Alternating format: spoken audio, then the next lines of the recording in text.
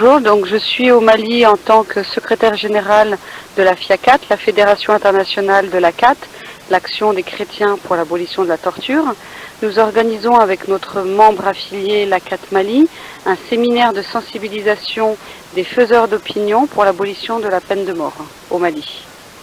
Donc la CAT Mali est active depuis très longtemps maintenant. Elle est active particulièrement sur l'abolition de la torture et des mauvais traitements, sur les conditions de détention. Elle visite des prisons où elle aide les personnes, surtout qui n'ont pas encore été jugées, à vivre dans de meilleures conditions, à faire en sorte que leur procès ait lieu, parce qu'il faut savoir que les gens peuvent rester longtemps en prison avant même de savoir s'ils sont coupables ou non. Donc la CAT Mali agit dans ce domaine-là et également sur l'abolition de la peine de mort.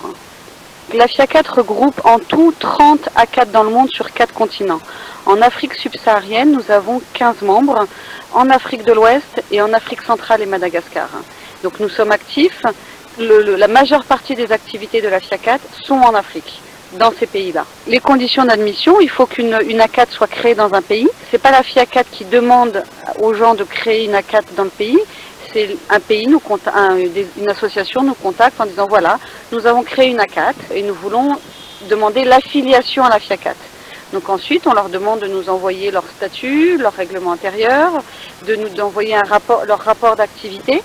Et ensuite, au bout de quelques années, parce que c'est un processus qui prend du temps, nous faisons une visite dans le pays pour voir s'il y a des activités réelles avant de présenter la candidature de cette ACAT à l'ensemble des ACAT lors de notre Assemblée générale.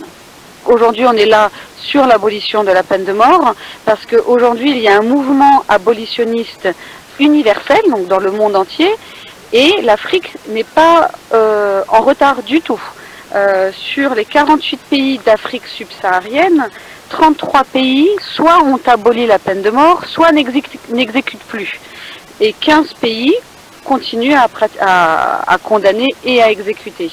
Il faut savoir qu'il y a des traités internationaux, notamment le protocole additionnel au pacte international sur les droits civils et politiques, qui abolit la peine de mort. Et une fois qu'un pays ratifie ce traité, il ne peut plus revenir en arrière. Il ne peut plus remettre la peine de mort si par exemple il y a un changement de gouvernement. Donc il y a un mouvement aujourd'hui pour que le maximum de pays ratifient ce protocole. De plus, aujourd'hui il y a un projet de la Commission africaine des droits de l'homme et des peuples, d'un protocole additionnel à la Charte africaine des droits de l'homme et des peuples, sur l'abolition de la peine de mort. Ce projet va être bientôt présenté, je pense, l'année prochaine, aux États de l'Union africaine. Donc on est aussi là pour convaincre l'État malien de soutenir ce projet de protocole additionnel. Nous le faisons dans les autres pays d'Afrique subsaharienne. Il y a déjà un certain nombre de pays qui ont ratifié le protocole additionnel au pacte des Nations Unies et qui soutiennent ce projet de pacte africain. Puisqu'il faut savoir, comme en Europe ou en Amérique, les États ont tendance à d'abord ratifier un instrument régional avant de ratifier un instrument international. Donc le protocole africain est très important pour l'abolition de la peine de mort sur le continent africain. Donc cet atelier était très intéressant. J'ai appris beaucoup de choses sur le Mali. Les échanges entre les participants étaient très intéressants.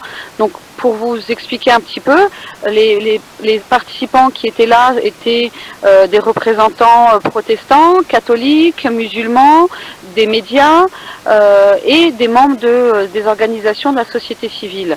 Donc ça permettait d'avoir des arguments très différents sur la situation, comment abolir la peine de mort au Mali. Je l'ai trouvé très riche, il y a beaucoup à faire puisque la population malienne, de ce que j'ai compris, largement pour le maintien de la peine de mort, parce qu'ils pensent que si on abolit la peine de mort, il y aura impunité, que ces criminels ne seront pas punis. Alors que non, la peine de mort sera remplacée par la prison à vie. Et passer sa vie en prison au Mali n'est pas une sinécure, donc c'est loin d'être l'impunité. D'autre part, la peine de mort est inefficace. Beaucoup d'études le montrent. Les pays qui ont aboli la peine de mort, il y a eu une diminution de la criminalité. Donc ça, c'est aussi un argument dont on a parlé. Et évidemment, on a parlé des arguments religieux, puisque les faiseurs d'opinion sont coutumiers et religieux. Et dans les deux religions, que ce soit l'islam ou que ce soit le christianisme, dans les deux religions, Dieu favorise la vie, pas la mort. Il favorise le pardon, pas la mise à mort. Donc nous avons discuté beaucoup de ça. Le pardon ne veut pas dire que la personne sera élargie, pas du tout. Le pardon veut dire qu'on ne tue pas parce que cette personne a tué. Nous ne sommes pas Dieu. Nous n'avons pas la permission d'enlever la vie. On ne punit pas un crime avec un autre crime. Donc les échanges étaient très intéressants.